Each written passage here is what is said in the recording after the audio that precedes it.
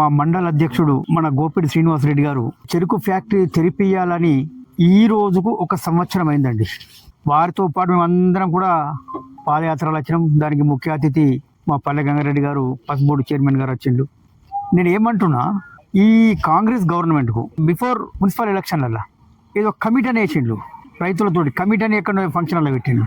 ఆ రోజు నేను స్టేట్మెంట్ ఇచ్చిన, ఇది ఎలక్షన్ స్టంటు, ఇది డ్రామా అని నేను స్టేట్మెంట్ ఇచ్చిన. ప్రెస్ మిత్రులందరికీ జ్ఞాపకం ఉండాలి.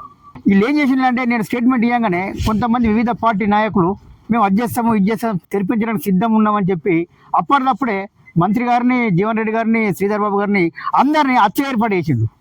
జిల్లా అధ్యక్షుడు ఎంత డ్రామా అన్నాడు, ఎంత స్టంట్ అన్నాడు కదా. ఈ స్టంట్ కావద్దు కదా, వీళ్ళకి మళ్ళీ ఒక పువ్వు పెట్టాలి కదా. రైతులకు పువ్వులు పెట్టి వాళ్ళకి అలవాటు కాంగ్రెస్ వాళ్ళకు. మా గౌరవ పార్లమెంట్ సభ్యులు అరవింద్ ధర్మపురి గారి సూచన మేరకు డాక్టర్ మన లక్ష్మణ్ కుమార్ గారు చెరుకు ఫ్యాక్టరీ గురించి మీటింగ్ పెట్టినప్పుడు ఒక 100, 150, 200 మంది కిసాన్ మోర్చాకు సంబంధించిన నాయకులము మేమందరం కలిసిపోయినాం. అప్పుడు కూడా నేను రిప్రజెంటేషన్ ఇచ్చిన. మా గౌరవ పార్లమెంట్ సభ్యులు పార్టీలో జాయిన్ అయినప్పటి నుంచి చెరుకు ఉద్యమం చేస్తున్నాడు.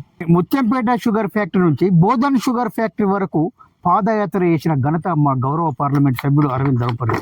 భారతీయ జనతా పార్టీ తరఫున మేము అక్కడ కొన్ని నెలల పాటు పాత బస్టాల్లో కూర్చొని నిరాహార దీక్షలు చేసినాం. ఎన్ని చేసినాము? ఇంత అన్యాయమా? కాంగ్రెస్ గవర్నమెంట్ చిత్తశుద్ధి లేదు. రైతుల ఉసురు తలుగుతుంది కాంగ్రెస్ గవర్నమెంట్ నేను తెలియజేస్తున్నాను. ఇంత మోసం చేసే గవర్నమెంట్ ఇంతకుముందు నేను ఎప్పుడు కూడా ఇవ్వలే. మోసం మోసం మోసం. ఆ రోజు మంత్రి గారు వచ్చినప్పుడు, జీవన్ రెడ్డి గారు వచ్చినప్పుడు ఆ స్టేజ్ మీద కూడా నేను మాట్లాడినాం. మమ్మల్ని అలౌడ్ చేయలేరండి. ప్రజాస్వామ్యబద్ధంగా ఏ మంత్రికైనా ఏ ఎమ్మెల్యేకైనా బాజాప్తా రిప్రజెంటేషన్ ఇచ్చుకునే అధికారం, హక్కు పార్టీకి ఉంటుంది, ప్రతి నాయకుడికి ఉంటుంది. అర్థం చేసుకోండి. అయినా కానీ మేము పోయినాం. లక్ష్మణ్ కుమార్ గారికి రిప్రజెంటేషన్ ఇచ్చినాం. జీవన్ రెడ్డి గారు ఉన్నారు, శ్రీధర్ బాబు గారికి చెప్పినాం. అందరికి చెప్తే అయిపోతుంది, మేము ఫండ్స్ విడుదల చేస్తున్నాం విత్ ఇన్ షార్ట్లో. ఆ రోజు కూడా డిమాండ్ చేసినా, ఎన్ని రోజులలో ఫ్యాక్టరీ నేర్పిస్తారు, డెడ్ లైన్ పెట్టండి, మీతో మేము సహకరిస్తాం. ఎన్ని రోజులలో నేర్పిస్తారు నేను డిమాండ్ చేయడం జరిగింది. ఎటువైందండి? ఎప్పటి చిప్ప ఎనుగులు ఉన్నది.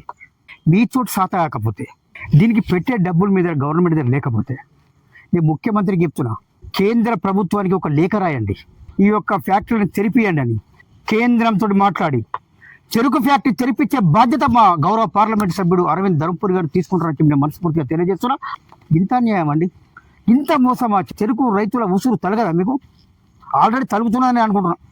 డాక్టర్ అనూప్రావు చెప్పినట్టు మీకు సమయం ఉంది కాబట్టి మీరు ఇప్పటికైనా చొరవ తీసుకొని ఈ చెరుకు ఫ్యాక్టరీని తెరిపియాలా.